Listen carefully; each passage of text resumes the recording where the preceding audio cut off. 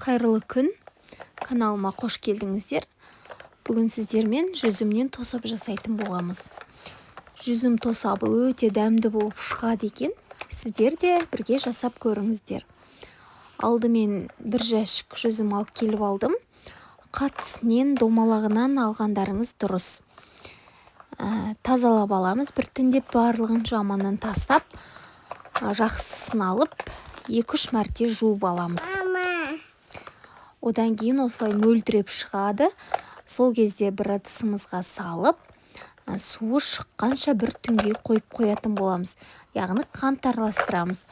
Қантты, құмшекерді бірге бір салынады негізі жүзімге. Бірақ мен 1 киладай кем салдым, өйткені менің жүзімім өте дәмді екен, тәтті яғни.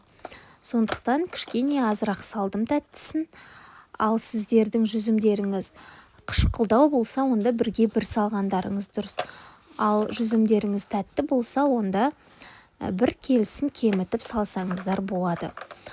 Одан кейін су шыққан кезде осылай алып, газдарыңызды қосып, қайнағанша астын араластырып тұрасыздар.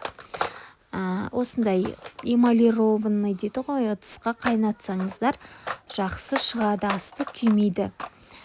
Қайнағанша міндетті түрде астын араластырып тұру керек, өйткені қанты күйіп кетеді.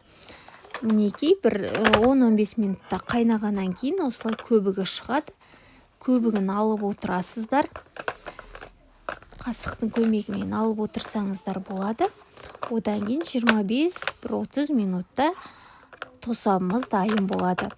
Дайын болғанның белгісі ол міне бүрсіп кішіміш секілді болады. Сол кезде тосабымыз дайын деген сөз. 25 минут қайнатқан кезде оттарыңыздың астын баяулатып қойсаңыздар болады. Мінекей бірден парланған, буланған банкілеріңізге құйып аласыздар. Жақсылап қақпағын жауып, қысқа сақтай берсеңіздер болады. Тосабымыз дайын, өте дәмді шыққан. Сіздер де жасап көріңіздер. Ұнап жатса, каналыма жазылып, лайк, комментарий қалдыруды ұмытпаңыздар. Ас болсын. Көп рахмет назарларыңызға.